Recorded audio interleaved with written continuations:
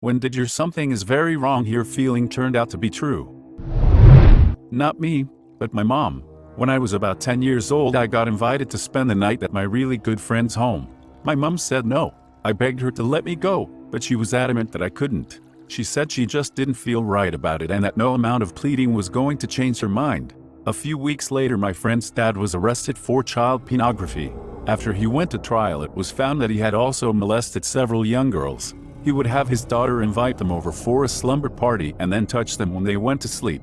If my mom hadn't trusted her gut feeling, I could have been one of his victims. This is all too real. When I was 8 years old, second or third grade, can't remember which, I stayed the night at one of my friend's houses. She lived in the house right beside ours. I woke up in the middle of the night to her dad performing oral sex on me. Years later, I had to testify in court, because turns out he had been molesting, raping his children. When I was a little kid, I stepped outside to walk home from my neighbors 2 doors over. I smelled what I knew was a bear, which are common where I live. If you've ever smelled a black bear, it's not that different from a skunk, which is what my friend's mom told me it probably was when I asked her to drive me home even though my house was literally right around the corner. The thing is, a skunk's smell is strong, but doesn't, like, travel. A bear's smell is more permeating. Begrudgingly, she drove me, only to see the bear sitting on my back steps outside the door I would have tried to enter my house with. Black bears aren't that vicious, but my friend's mom apologized immediately about not believe me. Could have walked straight into that thing at the age of 12. I had no idea bears had a strong smell to them. Oh, they stink to high heaven. At a research institute, I walked into a mouse procedure surgery room for a quick moment to grab something and leave. After walking out, I felt, well, to be honest, like I was a little high. There were 3 other people in that room, including 2 undergraduates, so I got worried and went back inside to check things out. When I got back inside, I asked if they were feeling okay.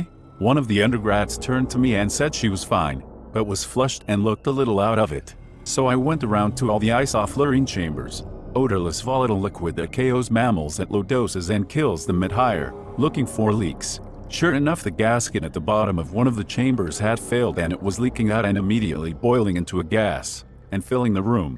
I told them their isoflurane was leaking, and the postdoc told me they were fine and that he uses that machine all the time. He also pointed out that the isoflurane was in an air curtain by a safety cabinet, and so even with the leak they were protected.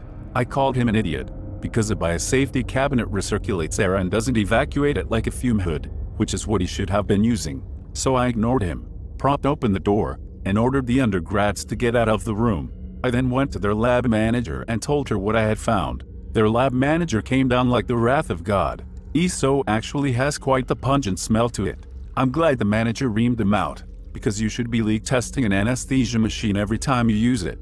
You know, you're like the 3rd person that has told me it has a strong smell. I think I might just have a really bad nose. I can never smell it. I work at a psych hospital. I was in the cafe with an adult unit and the adolescent unit was also there. I had known one of the kids from when she was on the children's and normally we had a good rapport. I went to say hi and told her I was proud she had been staying out of trouble. A few of the other girls reacted weirdly to me saying it and the girl looked guilty. I told the staff on the unit and said they should keep an extra eye on the girls, because I had bad vibes about it. The staff kinda brushed me off. A half hour later, 4 girls, including the one I knew, literally almost killed the 2 staff.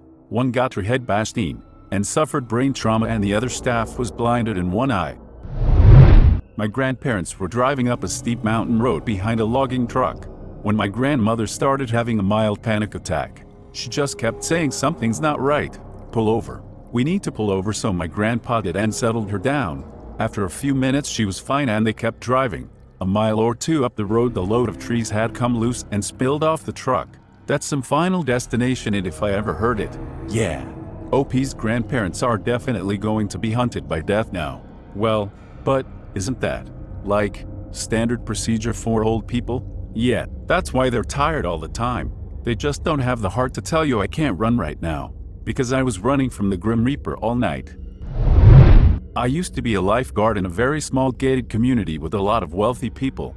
I also used to sing at the local church services. I met the pastor in that context and something about him just seemed off. It wasn't anything I'd be able to articulate. I just didn't like him. He just made my gut drop. Later, I noticed that the local pastor was spending a lot of time at the pool watching the little kids swim. One little boy in particular, he would have a towel ready for him. He'd have the kid sit on his lap to dry off. As far as I knew, he wasn't babysitting him.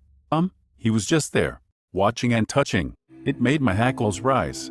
I told his parents that the way the pastor was interacting with their son made me uncomfortable. They investigated, and it turns out the pastor was going to their home when they weren't there and spending time with that little boy in his bedroom. They didn't give me any more details than that, but it was implied that something sexual had been going on.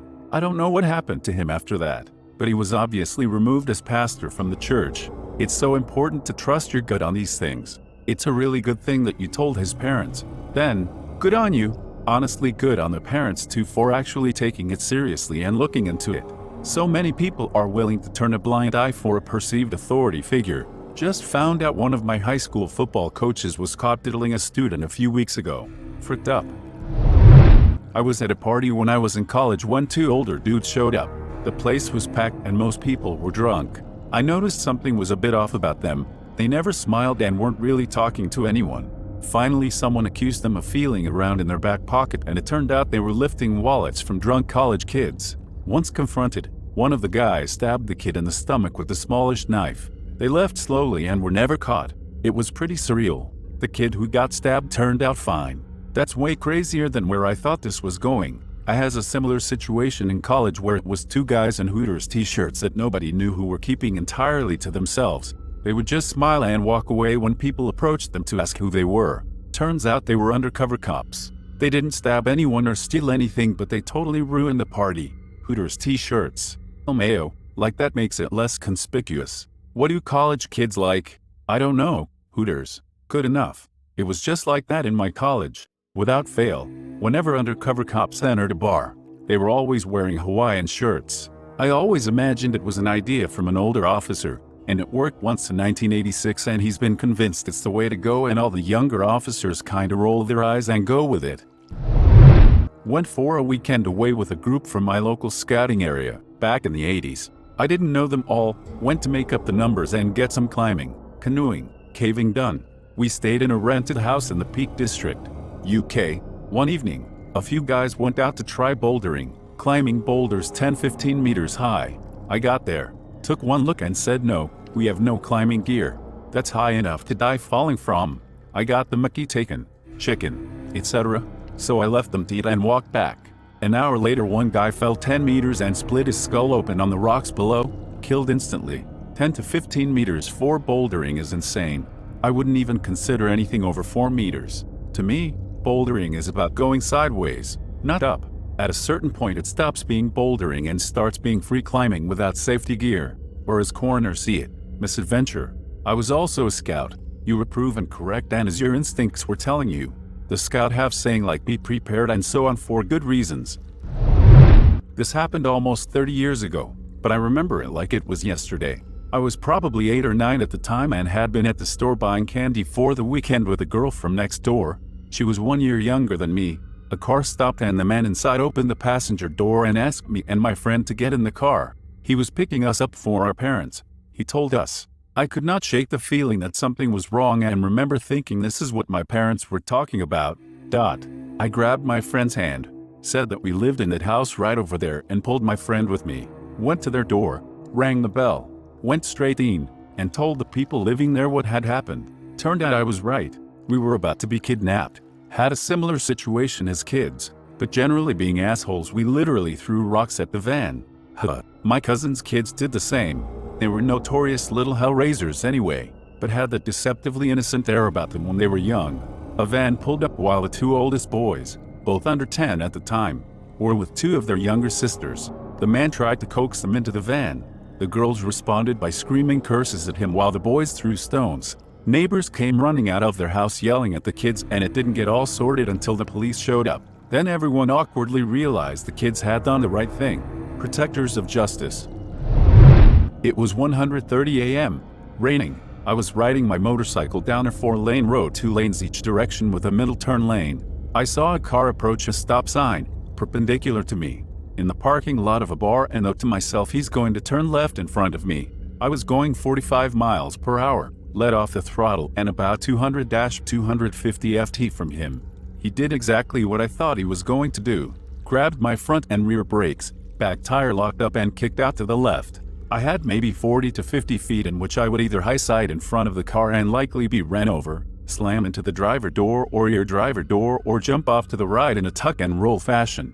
I jumped and my motorcycle slammed into the rear driver's side of his car. I had a couple scratches, bruises and a sore tailbone, but I wasn't ran over or hanging out in his back seat via glass window. Thank God for spidey senses. My cousin was killed in a collision just like this almost 2 years ago. The driver of the pickup truck didn't have his lights on though. We later found out he was drunk, so my cousin wasn't able to stop. His girlfriend was on the back of his bike. My cousin went through the driver's door window. His girlfriend over the hood, both of them, and the driver of the truck were all killed instantly. A lot of people I know pay better attention to motorcycles now. Unfortunately, it took the death of a good man to get there. I'm glad you're okay. Your maneuvering and instincts were very impressive, but it's too bad you had to use them. Stay safe. Thanks for watching. If you enjoyed the video, please smash the like button and leave a comment which story you liked the most. Subscribe and hit the bell notification for updates on our latest videos. And don't forget to check the links in the description box for more awesome content.